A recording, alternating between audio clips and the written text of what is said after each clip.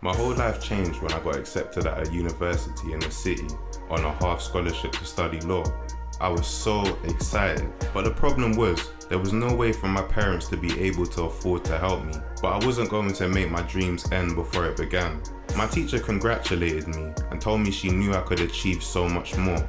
That felt good. I mean, I already knew that I could achieve more, but to hear it from my teacher, someone whom I've looked up to, gave me extra motivation. All those kids with their rich parents wouldn't have to worry about whether their tuition would be paid for or not. After all, they got all the resources to achieve whatever they want, which most of them take for granted. But me, I don't have that luxury. What I have is determination to work hard to get the money to achieve it. I wasn't about to let this chance slip away. I knew I'd need money and lots of it to make it happen. So I sacrificed my summer holidays, moved to the city, went out and got myself 5 part-time jobs. Sounds impossible, doesn't it? I was living in the city. It was difficult at first, but eventually I settled in. If you really want something badly, you've got to be prepared to make sacrifices. Like I said, I had many jobs. I was a street sweeper from 3 a.m. to 6 a.m. and I was also a newspaper distributor. I decided to incorporate my paper run with the street sweeping. So whilst I swept, I was dropping newspapers at the same time. Then from 8 to 12 p.m, I worked at McDonald's drive-thru. At 2 to 4 p.m, I walked some dogs for some rich folks. This was the highest paying one, and those dogs were living in style. Even their beds were bling. Just imagine the cost of the dog's furniture. It could pay off my uni fees. The only problem is, I'm scared of dogs, but I did it anyway. Like I said, sacrifice. My 5th job was to clean offices in the evening from 5 to 8. By the end of the day, I was shattered. That was my routine for the rest of the summer. Even the money I received from those jobs wasn't enough, but that was about to change. One night after my cleaning job, I bumped into one of my old school friends. He was driving a top of the range car.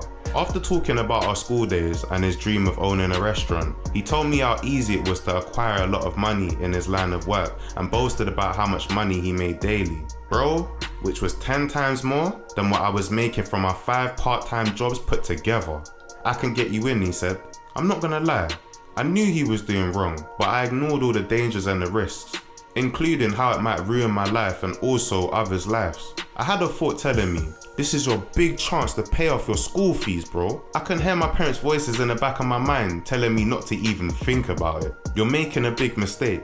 In my mind, I was trying to talk myself into it. I told myself, I'll do this until it pays off on my school fees. Besides, having 5 part-time jobs was taking a toll on me. If things went well, I could easily pay off my school fees. So I decided to take the risk, a selfish decision which I regret making. That very same evening, he took me to a house in the city. This is where the operations took place. Upon arriving, we went to the basement. I've never seen so much illegal substances, guns and money in my life before. Also, I witnessed the beating of a young boy, maybe in his early teens.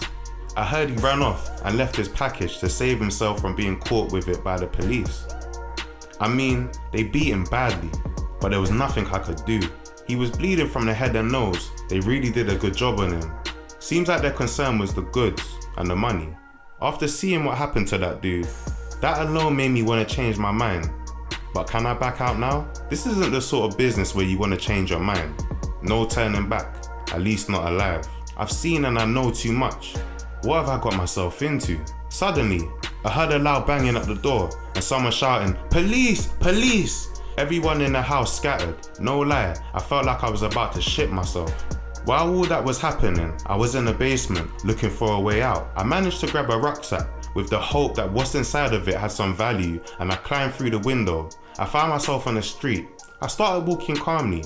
I wasn't familiar with the area, so I walked straight into the midst of all the police. I wasn't sure what was in the bag, and I started thinking, I should have left it. Whatever's in this bag, I'm gonna get done for it. It's like jumping out the frying pan and drop straight into the fire. With some quick thinking, I asked to speak to the man in the suit, as if I knew him. I figured he was the captain or something. When he came over, I said, "Hello, monsieur." I told him I was a tourist and I was lost. I asked him to point me in the direction of the metro station. I could hear gunfire and shouting from inside the house. He called one of the officers and asked, "Why is this guy here?" Point him in the direction of the train station. I thanked him and I went on my merry way. As soon as I got home, I opened a backpack and I couldn't believe my eyes. It was full of money, 90k to be exact. More than enough to pay my university fee. I could easily give up my jobs, but I thought the right thing to do is to keep them to avoid suspicion. The next morning, it was all over the news. Bro, I had sleepless nights, wondering if the police or the gangsters were gonna come for me. I was living in fear, and I didn't contact my friend. A few months later, I saw my friend on the news. He was sentenced to 9 years in prison for dealing, and some of the others got 15 to 25 years for multiple charges for gun, murder and other offences. Apparently, they was being watched for many years. I felt bad for my friend. He was gonna waste part of his life in prison. Was it worth it? I can't even visit him in prison, just in case he decides to tell them that I was there that night. No telling what will happen to him in prison. I hope he holds onto the soap tightly. I joke, I'm just kidding, yo.